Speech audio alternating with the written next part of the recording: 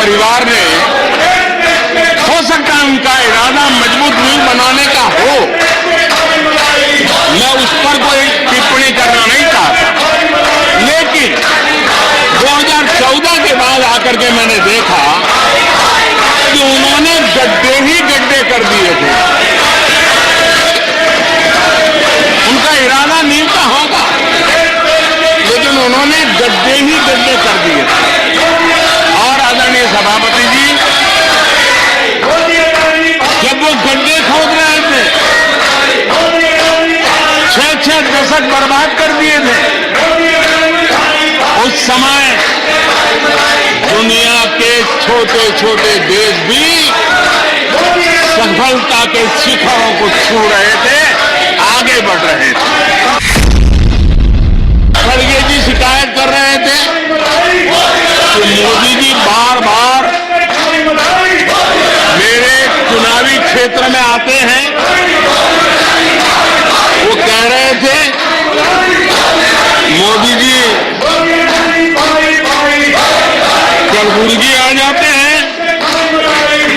मैं जरा खड़गे जी को कहना चाहता हूं, मैं आता हूं उसकी शिकायत करने से पहले ये भी तो देखो कि कर्नाटका में 1,70,00,000 जनधन बैंक अकाउंट खुले हैं।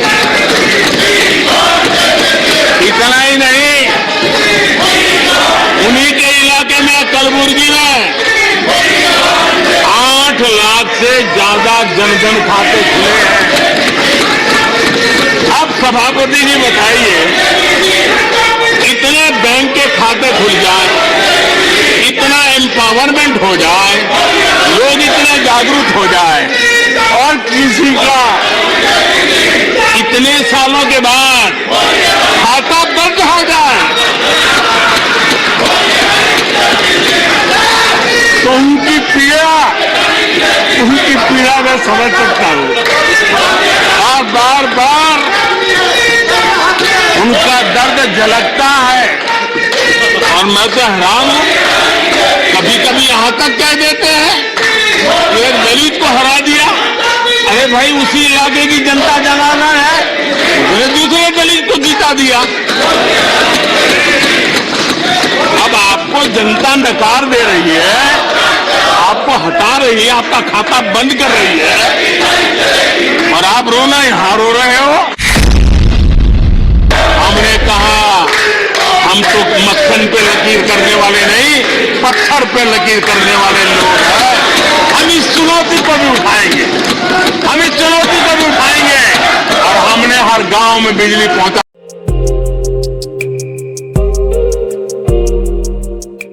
का संकल्प उठाया। समय सीमा में 18,000 गांवों में बिजली पहुंचाई। हम देश को विकास का ये मॉडल दे रहे हैं, जिसमें हितधारक सबको उनके हक मिले। देश हमारे साथ है। कांग्रेस को बार बार देश नकार रहा है, लेकिन कांग्रेस और उसके साथी अपनी साजिशों से बाज नहीं आते हैं, और जनता ये देख भी रही है, और उनको हर मौके पर सजा भी देती रही। मैं बहुत आश्चर्य होता है कि चलो भाई, हमसे कभी छूट जाता होगा नेहरू जी का नाम, और छूट जाता होता होगा, हम ठीक भी कर लेंगे, तो जो देश के पहले प्रधानमंत्री थे। लेकिन मुझे ये समझ नहीं आता है कि उनकी पीढ़ी का कोई व्यक्ति नेहरू सरनेम रखने से डरता क्यों है?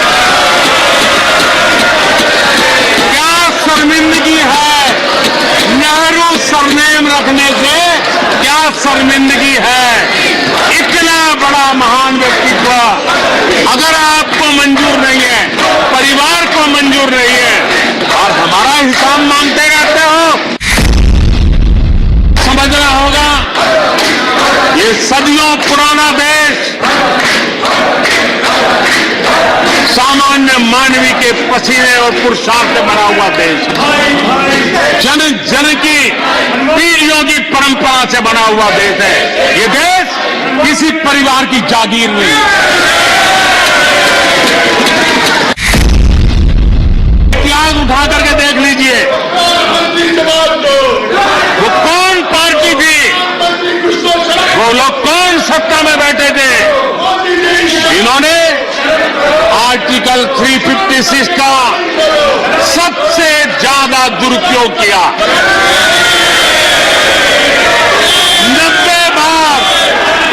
90 बार चुनी हुई सरकारों को गिरा दिया। कौन है वो? कौन है जिन्होंने किया? कौन है जिन्होंने किया? कौन है जिन्होंने किया? जो सत्ता के खेल खेलना, यही जिनको सार्वजनिक जीवन का काम दिखता है, उन्होंने अर्थनीति को अनर्थ नीति में परिवर्तित कर दिया।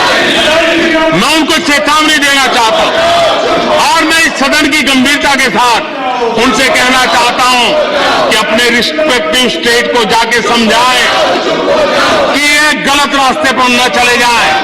हमारे पड़ोस के देशों का हाल देख रहे हैं कि वहां पर क्या हाल हुआ है। अनाप शराब कर्ज लेकर के किस प्रकार के देशों को डुबो दिए गए।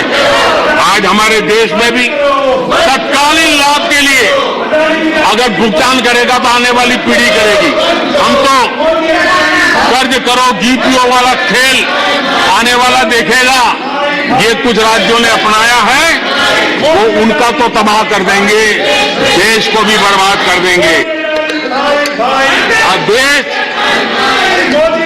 अब कर्ज के तले दबते जा रहे हैं। ये देश आज दुनिया में उनको कर्ज देने के लिए कोई तैयार नहीं है। ये मुसीबतों से गुजर रहे हैं। मैं राजनीतिक वैचारिक मतभेद हो सकते हैं, दलों के विषय में एक दूसरे के प्रति टीका टिप्पणी हो सकती है, लेकिन देश की आर्थिक सेहत के साथ खिलवाड़ मत कीजिए।